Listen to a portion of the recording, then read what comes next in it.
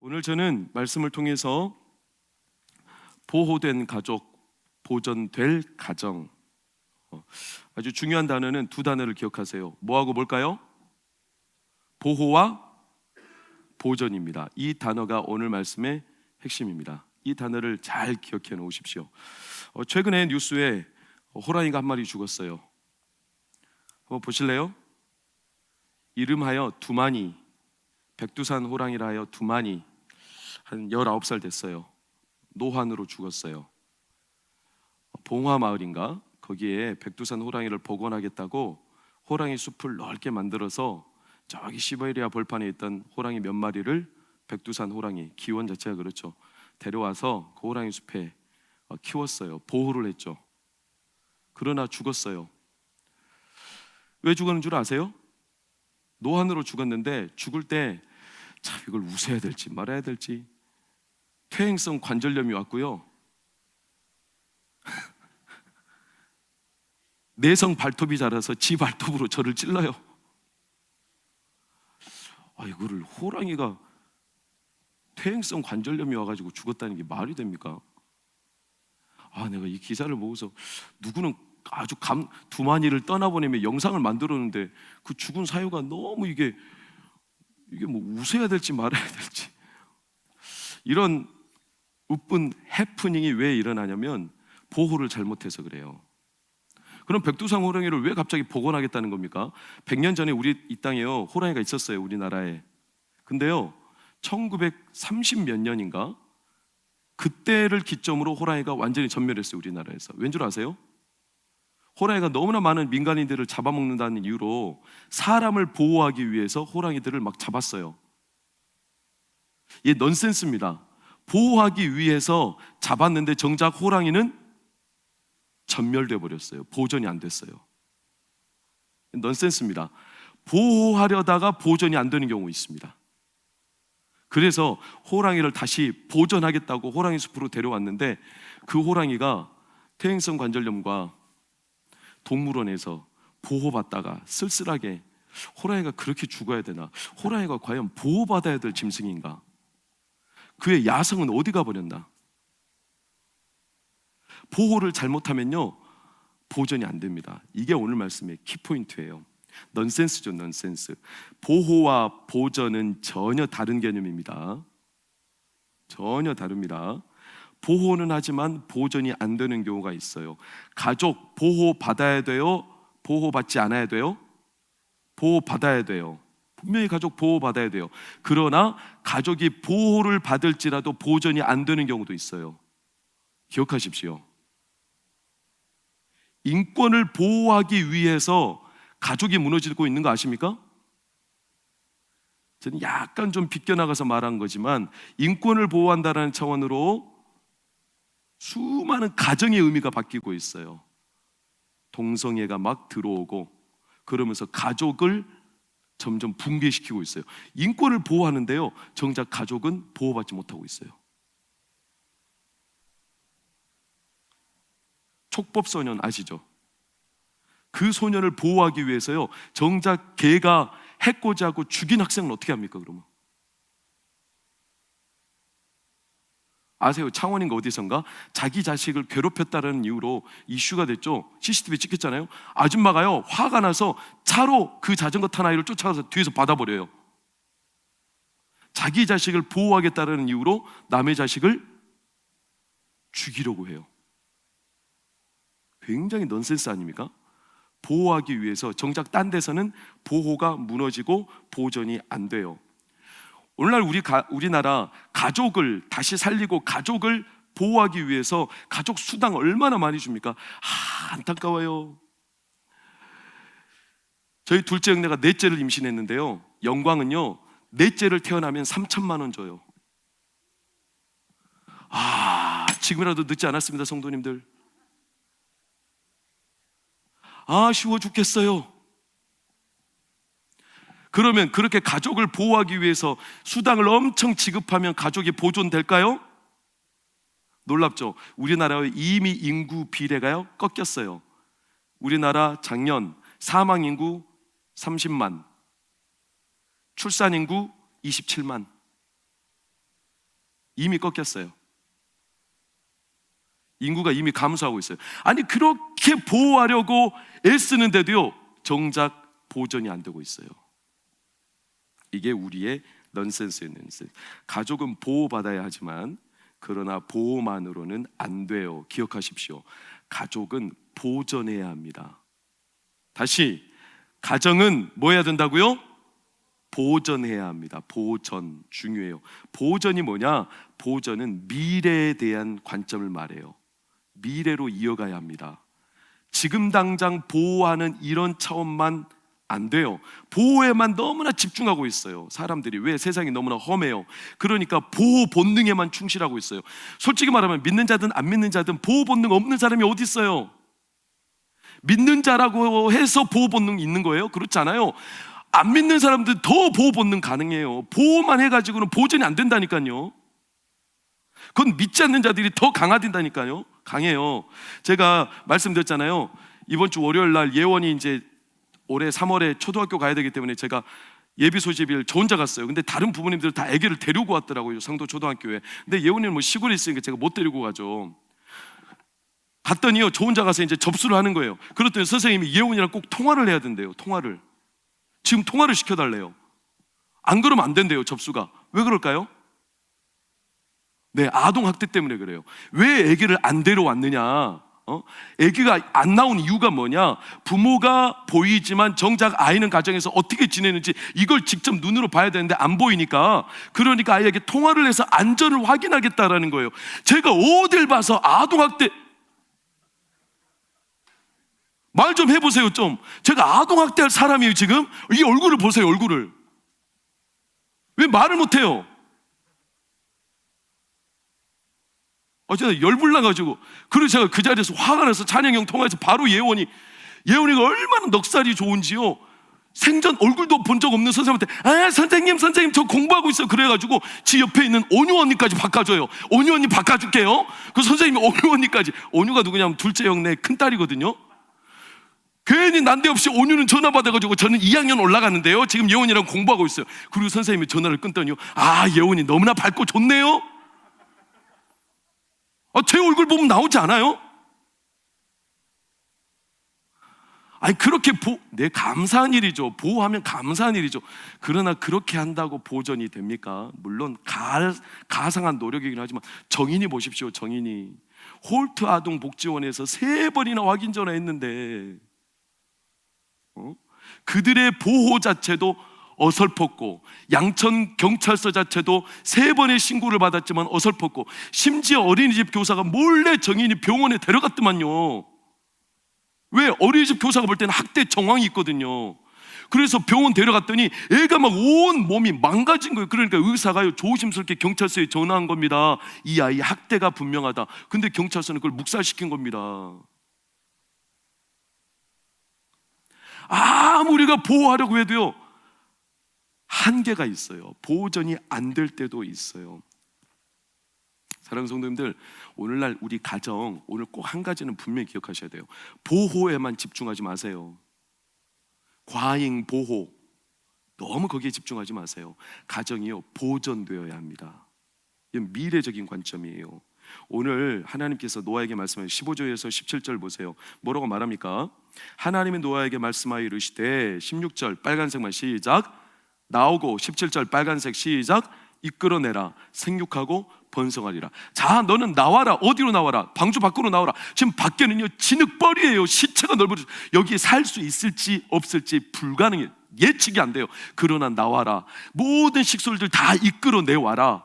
그리고 거기에서 너가 생육하리라. 너가 거기서 번성하리라. 믿어져요? 잘 사는 나라 외국에 이민 가는 것도 두려워 죽겠는데, 거기서 잘 살지 못 살지 그렇게 불안하고 두려운데, 저는 딱 1년 캐나다 갔다 오는 것도 가기 전에 얼마나 몸살을 앓았는데요. 어떻게 살까? 그런데 지금 홍수 이후에 아직 시체가 널브러져 있고 온전한 땅이라고는 한 군데도 보이지 않는 땅에 나와라. 뭘 보고 나와요? 이끌고 다 나와라. 거기가 네 터전이다. 거기서 생육해라. 거기서 번성하리라. 뭘 믿고 그런 말을 하는 거예요? 근데 하나님은요 명확해요. 밖의 세상이 위험하다고 안에서 보호만 하려고 하지 마라. 나와라. 제가 어제도 말했잖아요. 차세대들 방주에서 보호만 하는 차원으로 하나님 방주에 들여보내신 거 아니에요. 다시 세상으로 나아가야 하기 때문에 하나님이 문을 닫고 다시 문을 여시고 그들을 내보내신 거예요. 가정이 동일해요. 나와라. 그리고 이끌어내라. 생육하고 번성하리라. 이걸 보면 아주 유명한 장면이 딱 연상돼야 돼요. 어디냐? 성경은 항상 똑같아요. 우리 가정과 우리의 삶의 미래에 대해서 성경의 관점은 동일하거든요. 창세기 12장 1절 2절입니다. 보세요. 문맥은 다르지만 거의 의미는 똑같아요. 자, 너는 네 집에서 나와라. 떠나라. 가장 편안하고 안정되어 있고 집을 굳이 떠날 이유가 뭐가 있습니까? 아브라함이 뭐가 아쉬워서. 근데 너는 거기서 나와라. 그리고 가라. 내 이름을 창대하게 번성하게 생육하게 하리라. 복이 될지라. 아니 지금 거기가 어딘 줄 알고 가요? 거기에 연고지도 아니에요. 누가 아는 사람도 없어요. 거기에 뭐 친척이나 있습니까? 거리는 어마어마한 거리에 가서 죽게 될지 어떻게 될지 아무것도 모르는데 하나님은 밑도 끝도 없이 아브라함 보고 나오래요. 믿어져요? 그러니까 그 안에 가서 아브라함이 얼마나 불안에 쌓여 삽니까? 죽을 고비를 여러 번 넘겼어요. 아비멜렉 왕 앞에서 자기가 죽을까 봐 아내를 팔아 넘기기도 하고요. 자기 후손을 보호하지 못할까 봐 인간적인 방법으로 누구를 낳아요? 이스마엘을 낳고요. 왜? 두려우니까, 보호받지 못한다고 생각하니까. 항상 우리는 여기에서 걸리는 거예요. 여기에서 보전, 미래에 대한 보전, 이게 안 보여요. 막연해요. 막막해요. 암울해요. 장담을 못해요. 그러니까 우리는 자꾸 현상유지, 보호 본능에만 충실해요. 근데 제가 말씀드리잖아요. 솔직히 믿음 없는 자도 보호 본능은 다 있다니까요. 믿음이 있다는 게 뭔데요? 보호 본능에 충실한 걸 말하는 게 아니에요. 항상 보호 본능에 충실하면 할수록 꼬였어요. 방금 말했지만 아브라함 보호 본능에 충실해서 이스마엘 인간적으로 난 다 필요 없어요. 미래에 자식 주는 거 필요 없어요. 그냥 이 이스마엘이나 또는 다메섹 엘리에셀 이런 애들을 데리고 그냥 저 현상 유지하겠습니다. 이러다가 꼬여버렸잖아요. 다윗도 현상을 보다가 모압 땅으로 도망가는 바람에 꼬여버리잖아요. 야곱도 그 현상 유지하려는 그 현상 앞에서 야곱도 꼬이잖아요. 인생이. 항상 우리는 여기에서 보존할 거냐 보호 본능으로 남을 거냐, 이 둘 중 하나예요. 그러니까 노아도요. 보세요. 오늘 14절 말씀 보세요. 14절. 둘째 달 21일 날에 땅이 1년하고 11일 만에, 홍수가 1년하고 11일 만에 둘째 달 21일 날이에요. 그때가 땅이 어떻게 됐어요? 말랐어요. 말랐다는 것은 이제 밖에 물이 있어요? 없어요? 없어요. 완전히 말랐다는 거예요. 그럼 밖으로 나갈 수 있어요? 없어요? 있어요. 있어요. 근데 하나님이 끄집어내실 때까지 노아 안 나왔어요. 어쩌면 하나님 말씀에 순종하려는 의미도 있지만 또 한편은 인간적으로 생각해 보면 안 나갈 심산이었을지도 몰라요. 왜? 지금 나가도 아무 장담 못할 미래예요. 밖이 너무나 처절한 거예요. 베드로도 그랬잖아요. 변화산에서 여기가 좋사오니 나 여기에서 그냥 지내게 해주십시오. 보호만 한다고 해서 되는 문제는 아니에요. 물론 우리가 세상 살면서 우리 가정, 우리 자녀들 보호해야 합니다. 그러나 보호만 한다고 해서 자녀들이 미래의 보전이 되느냐? 불가능합니다. 왜? 세상의 파도가 너무 세요. 세상은 계속 우리에게 급류가 밀려오는데 현상 유지 안 돼요. 계속 밀려가게 되어 있어요. 그러니 앞으로 나가야 돼요. 한 걸음 한 걸음 우직하게. 그게 보전이에요. 보전. 믿는 사람은요 보전에 가야 하죠. 그래서 하나님 말씀을 18절 19절을 보세요. 노아가 그 아들들과 그의 아내와 그 며느리들과 함께 어떻게 했어요? 나왔어요. 19절에도 어떻게 했어요? 나왔어요. 왜? 보호만 가지고 안 돼요. 지금 방주 안에서만 보호만 가지고는 안 돼요. 우리가 지금 방주를 준비하자예요. 올해 방주를 준비하자. 그러나 준비만 안 돼요. 내년에 방주를 준공할 거예요. 준공만 해서는 안 돼요. 그 다음에는 노아처럼 준행하자. 나가야 돼요. 그래야 이 험한 세상을 이길 수가 있어요. 우리는 노래, 찬양도 아닌데 우리는 국민 안에 이미 그 정서가 있잖아요. 어디에 보호와 보전이 나와요? 딱 노래가 떠올라야 되지 않아요? 하나님이 보호하사 우리나라만, 하나님이 보호하신대요. 마지막 소절, 대한민국 대한으로 길이, 좀 불러보세요. 보전하세. 우리 이미 국민성 안에 이미 녹아들었어요. 보호만 가지고 안 된대요. 보전해야 된대요. 보전. 미래를 열어가야 된대요. 예수님도 똑같았어요. 예수님 마지막 기도가 요한복음 17장에 나오거든요. 17장 15절 한번 보세요. 뭐라고 말합니까? 예수님이 나는 이 하나님의 자녀들을 이 땅에서 보호하기 위해 그냥 내 품으로 데려가기를 원하는 게 아닙니다. 나는 이들을 이 땅에 남겨놓지만 하나님이 보전하시기를 원하십니다. 이 하나님의 뜻이었어요. 보호하려면 데려가야 되지 않겠어요? 보호하려면 예수님이 꼭 껴안고 있어야 되지 않겠어요? 근데 예수님도요, 떠나시면서 제자들을 데려가지 않았어요. 나는 이 땅에 이들을 남겨놓습니다. 데려가지 않을 겁니다. 하나님이 이들을 이 악이 가득한 땅에 보전하여 주십시오. 미래를 열어가게 해 주십시오. 이게 하나님이 우리 가정을 향한 하나님의 소원이자 우리의 청사진이어야 합니다. 사랑하는 성도님들, 올해 2021년 가정마다 하나님의 보호하심 있는 것은 당연하겠거니와 그 보호하심만으로 멈추지 말고 믿음 안에 말씀 안에 보전해 가시기를 축원합니다. 이게 우리의 청사진입니다. 청사진. 특히 뭘 봐야 돼요? 18절 보세요. 18절 빨간색 있습니다. 시작. 노아가 그 아들들과 그의 아내와 그 며느리들과 함께, 이 구절이 자주 등장해요. 6장 18절 보세요. 6장 18절. 네 아들들과 네 아내와 네 며느리들과 함께. 7장 7절. 노아는 아들들과 아내와 며느리들과 함께. 7장 13절. 노아와 그의 아들 셈함 야벳과 노아의 아내와 세 며느리가. 또한 8장 16절. 오늘 너는 내 아내와 내 아들들과 내 며느리들과 함께. 왜 굳이 다 소개합니까? 그냥 간단하게 한 번 딱 소개했으면 노아가 자기 자녀들과 함께 나왔더라, 또는 노아가 나가면 걔네들도 자연스럽게 따라 나오지 않겠어요? 근데 성경은요, 굳이 다 소개해. 노아 아내, 노아의 아들, 그리고 노아의 세 며느리. 왜 이걸 다 굳이 다 소개할까요? 의도가 있어요. 의도가 뭔 줄 아세요? 아버지가 가면 수동적으로 자기 뜻도 없이, 자기는 원하지도 않은데 그냥 덩달아 따라가고 아무 능동적인 마음도 없이 그냥 어쩔 수 없이 끌려가는 게 아니라, 이 아들들, 자녀들, 며느리들이 다 기록된 이유가 뭐냐면 걔네들이 다 능동적으로 판단했다는 거예요. 아버지가 가자 하니까 가는 것은 첫 번째일지 모르지만 그 다음부터 이들은요, 아버지 생각과 똑같아요. 우리는 현상 유지, 보호가 아니라 우리는 미래를 향해서 간다. 다 자기들 마음의 작정을 가지고 지금 나가는 거예요. 이 모두가. 아브라함도 똑같아요. 히브리서 11장 8절 뭐라고 합니까? 아브라함이 나아갈 바를 알지 못하고 나아갔다고 하잖아요. 근데 이걸 누가 배웠어요? 이걸 누가 배웠을까요? 아브라함의 아들 누가 배웠을까요? 이삭이 배웠죠. 이삭이요, 수동적인 사람처럼 보이지만 이삭이 결코 수동적이지 않습니다. 어디에서 알 수 있어요? 자, 아브라함이 이삭을 창세기 20장에 보면 데리고 모리아산으로 가요. 죽이려고 해요. 이삭을 죽이려고 할 때 이삭의 나이가 대략 20세, 혈기왕성한 나이.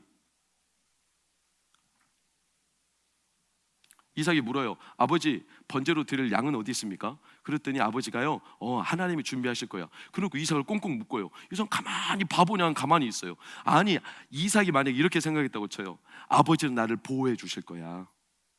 설마 아버지가 나를 죽이긴 하겠어? 이렇게 생각했다면 아버지가 자기를 꽁꽁 묶을 때 이거는 진짜 믿는 도끼 발등 찍히는 거니까 이삭이 가만히 있을 리가 없죠. 묶고 이삭을 제단에 올리려 할 때 이삭이 가만히 있겠어요? 아니, 아버지가 나를 그렇게 죽이려 하면 됩니까? 나는 아버지를 철석같이 믿었는데 아버지야말로 나를 보호해 줘야 될 텐데 아버지가 그렇게 하면 됩니까? 오히려 밧줄을 풀고 칼을 가지고 아버지를 위협했을지 몰라요. 근데 이삭이 가만히 있었다는 게 무슨 뜻이에요? 제단 위에 이삭이 스스로 올라간 거예요.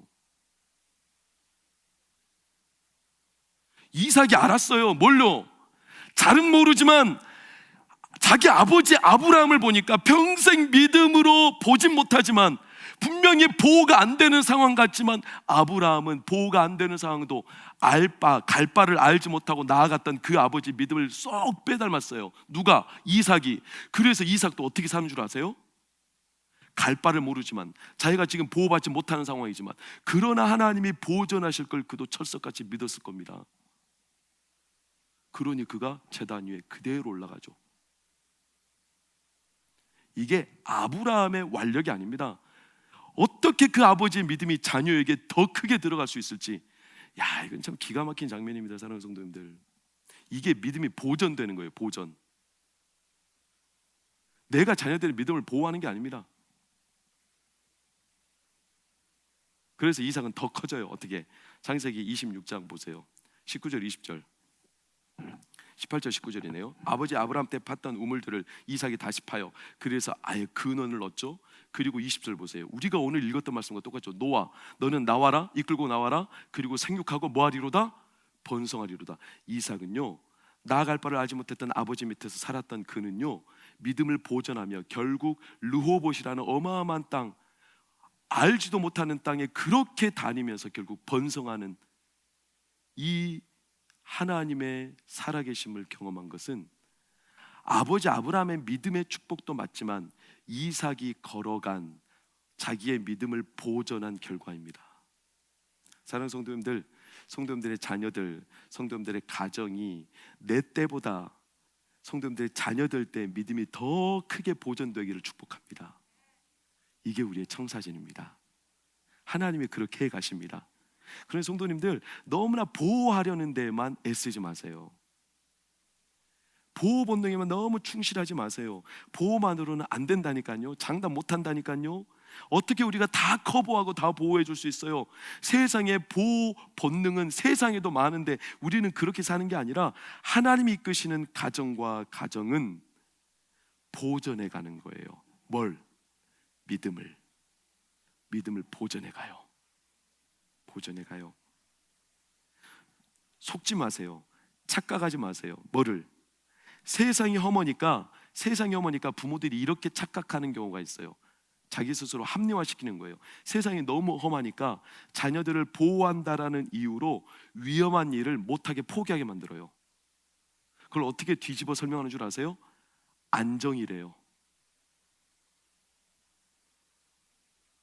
위험하니까, 자녀들을 보호해야 되는 본능 때문에 그 위험하니까 포기하고 안정된 길로 가래요.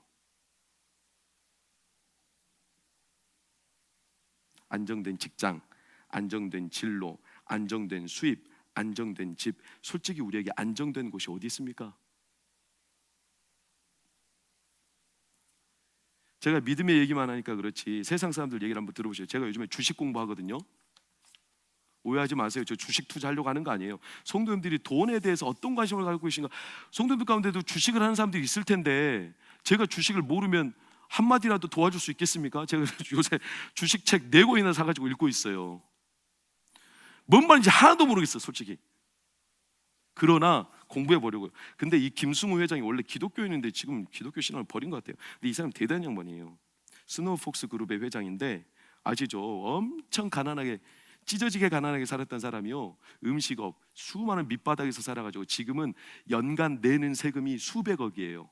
수입 말고요, 세금이. 이 사람이 하는 말 들어보세요. 믿음의 얘기 아닙니다.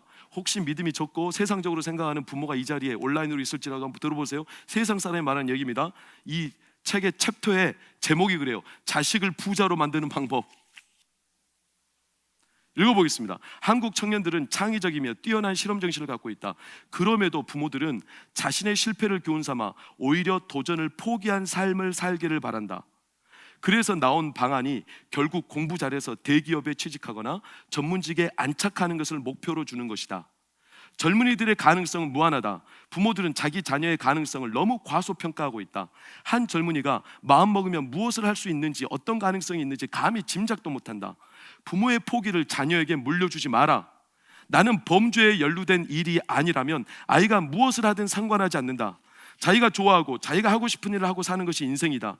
어디까지 갈지 모르는 한 아이가 고작 대기업 직장인이 꾸민 목표에 동참하게 하지 말기를 바란다.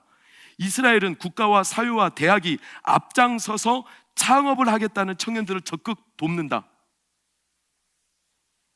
이 정도만 읽어도 알겠죠? 믿음을 가진 사람이 아니래요. 일반인이 하는 말이에요.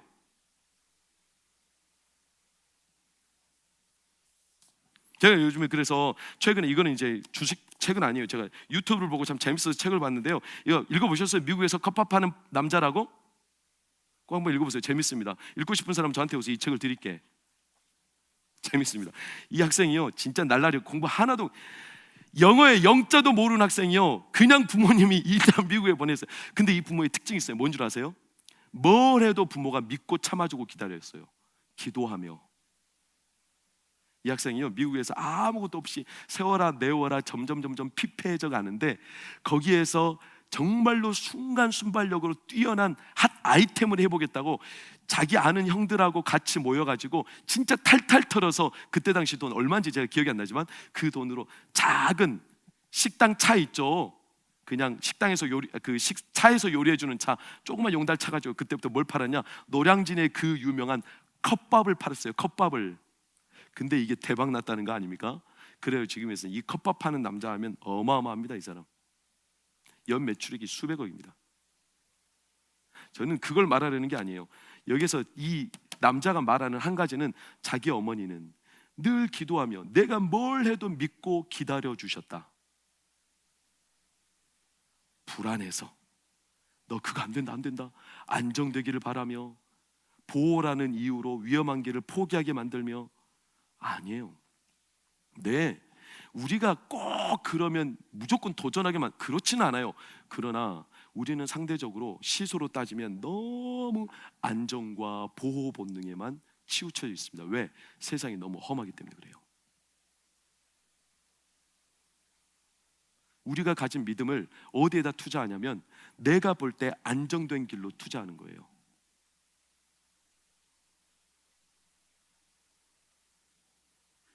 아브라함은 이미 길을 보여줘서 간 게 아니에요. 하나님 말씀하셨어요. 내가 보여줄 길로 가라. 아직 안 보여줬어요.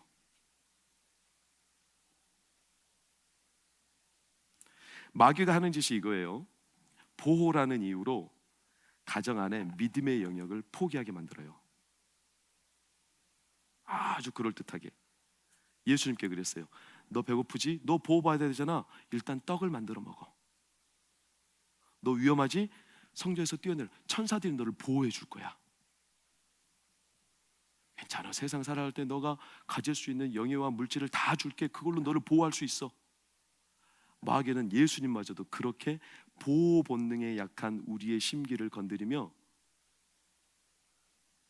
하나님의 믿음의 영역을 포기하게 만들었어요. 예수님은 그때 말씀에 의지하였어요. 사랑하는 성도님들, 안정감과 보호 본능으로 가정을 지키는 게 아니라요, 가정을 신앙으로 보존해 가야 합니다.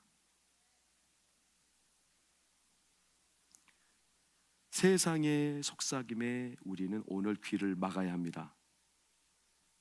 세상을 최대한 아십시오. 배우십시오. 돈도 많이 배우십시오. 세상의 문화와 문명들을 많이 습득하십시오. 그러나 그 길을 따르기 위해서가 아니라 하나님의 말씀을 더욱 확고하게 하기 위해 배우십시오. 모세가 애굽의 지혜와 학술과 모든 것들에 능통하였기에 모세는 더 이상 애굽을 그리워하지 않았어요. 그래서 자기 백성과 함께 고난받기를 즐거워했어요. 그가 애굽을 그리워하지 않는 이유는 애굽에 대한 것을 이미 다 알았어요. 거기는 보호해 줄지 모르지만 어느 순간에 날아갈지 모르는 아주 잔혹한 세상이에요. 지금 길을 모르지만 광야 같지만 모세는 알아요. 하나님이 이 광야에 함께하고 계시다는 것을. 그래서 모세는 자기 백성들과 함께 광야에 거하기를 즐거워했어요. 성경에 어떤 가정들이 보호받은 가정이 몇이나 있었어요. 대보세요. 제가 우리 동광교회 처음 왔을 때 제가 2년 연속 성경 공부를 시킨 적이 있어요. 그때 성경 공부에 우리 정계순 권사님 배우셨을 거예요. 제가 2번 2년 연속 했던 공부가 뭐냐면 성경 속의 가정이었어요. 기억나세요? 기억 안 나면 제가 다시 한번 해드려야 되나? 성경 속의 가정이라는 과목을 2번이나 연거푸했어요. 수많은 가정들을 들여다보세요. 하나같이 문제투성입니다. 하나같이 속이 다 썩었습니다. 하나같이 온전하지 못합니다. 하나같이 문제가 산적합니다. 최초의 가정 아담과 하와 가정부터 보세요. 자녀들끼리 칼부림 나가지고 돌로 찍어 죽이지 않습니까? 그런 가정에서 무슨 소망이 있겠어요? 야곱의 가정 보세요. 12아들이 지 동생 팔아넘기지 않습니까? 온전한 가정이 성경에 없다니까요. 남들이 부러워할 만한 가정이 하나도 없다니까요. 진짜 하나도 없다니까요. 있으면 가지고 와보세요. 완전히 다 풍비박산 난 가정들. 그런데 놀랍게도 그 가정들을 하나님이 보존하셨다니까요. 제가 다시 말씀드려요. 아브라함과 이삭과 다윗의 자손, 그 계보를 쭉 보세요. 가정이 온전한 가정이 없어요. 사랑하는 성도님들, 저는 오늘 본질적인 얘기를 했습니다. 이제 우리 가정을 어떻게 신앙으로 믿음으로 보존해 갈지는 성도님들이 지혜를 구하며 많은 배움을 구하며 우리 가정에 먼저 기초석을 바로 세우시기를 축복합니다. 오늘 이 하루가요, 단순한 다짐 같지만 먼저 첫 단추를 잘 꿰야 돼요. 기초석을 잘 놔야 돼요. 처음부터 무너지면 이후 단추 꿰는 건요, 보나마나 뻔해요. 내 가정에 기초석이 신앙으로 잘 세워지기를 구하십시오. 집중하십시오. 그게 먼저 해결되지 않으면 그 다음 단계는 좀 밀어놓으십시오. 포기할 건 포기하셔야 합니다. 안 되는 건 안 된다고 인정하셔야 합니다. 그러나 포기할지라도 비본질적인 거, 이거는 포기해도 된다라고 말하는 거 좀 포기하십시오. 그러나 포기하지 말아야 될 것은 포기하지 마십시오. 가정을 보존하는 것. 그래서 제가 사실 캐나다에서 들어올 때 우리 교회 오면 꼭 내가 가정들마다 시도하고 싶었던 게 한 가지 있었거든요. 그걸 아직 시도를 못했어요. 그게 뭐냐면 매년 여름이 되면 가족들, 제가 미자립교회 다 소개해줘서 가족 전도 여행을 떠나보내야겠다. 이게 제 꿈이었거든요. 가족들마다 필요하다면 차 렌트 시켜줘가지고 일주일 동안 가족 단위로 전도 여행을 다 떠나보내는 거예요. 휴가 가지 말고 우리 가족부터 해가지고, 제 꿈도 그거였어요. 내 자가용이 생기면 자녀들 태우고 일주일 동안 전국에 전도 여행을 떠나는 거. 좀 하나님의 손길을 경험해보고 우리 가족을 어떻게 이끌어 가시는가. 우리가 희낙낙거리면 그게 나쁜 건 아니에요. 그러나 그저 보호받고 그저 사람들이 다 찾아대는 휴가지로 떠나는 거 물론 필요하죠. 그러나 그보다 더 귀한 거, 하나님이 우리를 어떻게 이끌어 가시는가 한 번쯤은 가족들이 도전해 봤으면 좋겠어요. 제가 그걸 아직 못했어요. 용기가 없어서. 근데 올해는 해보려고 했더니 코로나가 지금 어떻게 될지 모르겠지만, 만약에 원하는 가정이 있다면 저에게 이메일로 신청하십시오. 제가 코스를 소개해 드리겠습니다. 올해 여름 어느 때라도 하나님이 우리 신앙의 믿음, 가정의 믿음을 전수해 가고 보존해 가시도록 한번 다짐을 해 보십시오. 하나님이 그 안에 어마어마한 가족을 향한 하나님의 계획들을 낱낱이 이루어 가실 줄 믿습니다. 우리 같이 찬양하고 기도합시다.